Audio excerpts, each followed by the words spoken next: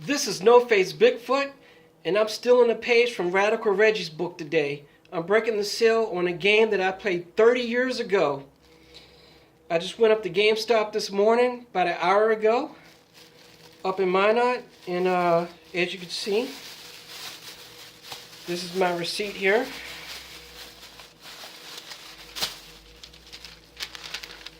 Ooh, proof that I just bought. Street Fighter 30th Anniversary Edition. And this has quite a few games on it. As you can see, this is the 30th Anniversary Edition of the original Street Fighter.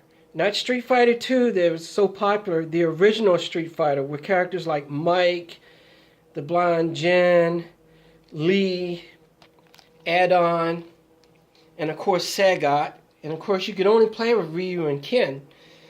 Alright, and then as you can see here, this is the back of it. Now of course it looks backwards looking on the camera.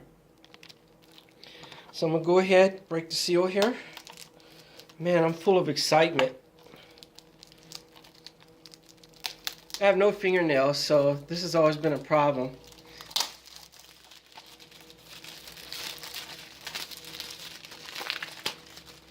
Now, here we go, Street Fighter. Now let's open the case here. There's no book of instructions or anything.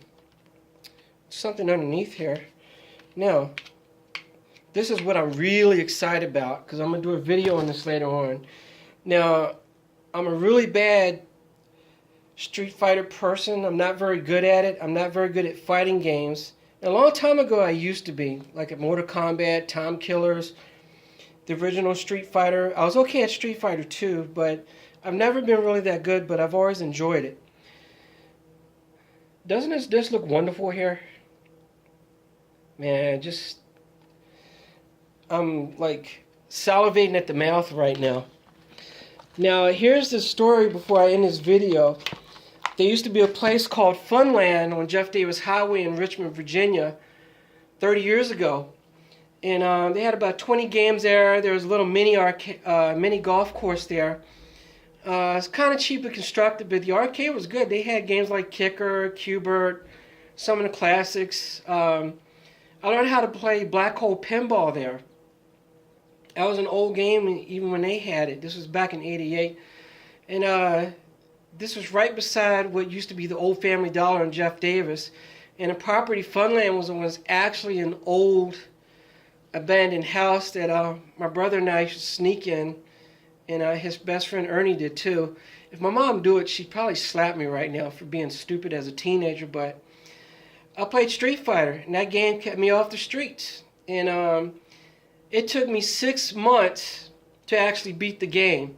And I probably spent several $100s trying to beat it. I could just never get past Adon. Adon was so quick and agile. And only after the second time I got Sagat, though, I beat him. I reckon it took me at least 30-40 times to beat Adon. I was so frustrated. But some of the characters like Mike, he was like Mike Tyson, and you fought him at Mount Rushmore.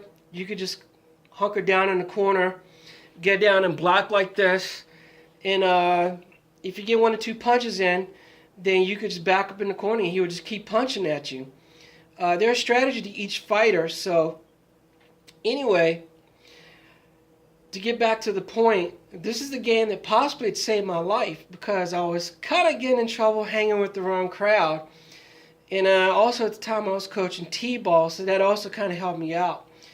But there's just nothing more exciting than playing Street Fighter, the original one.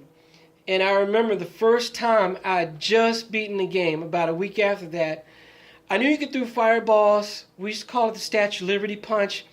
And this guy comes in, and he beats the game in probably maybe 6 or 7 minutes. You know, maybe I'm underdoing the time.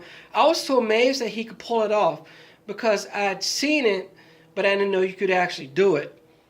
And after that, I tried and tried and tried, and it took me probably a whole week to finally figure that out. But Street Fighter was definitely one of my favorite games in 1988.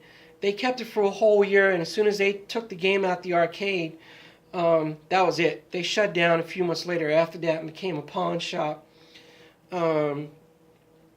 So that's my story. And also, I should add that my best friend Jermaine, he would pop up there from time to time, and from Hillside Court, which is a housing project, about 5-minute drive from where I used to live at. We go up there, and this guy was a master street fighter. This guy couldn't lose to anyone. I know he probably stopped playing an arcade around Street Fighter 3 because that's when Namco kind of was the last arcade in Richmond. They shut down, and that was right after the one on Gray Street closed down, which was pretty bad when they shut that one down. But anyway, thank you for watching, and again, I'm going to do a Let's Play video of this. I'm going to suck at it, but that's okay. And again, this has 9 games on it. Thank you for watching, and have a good day.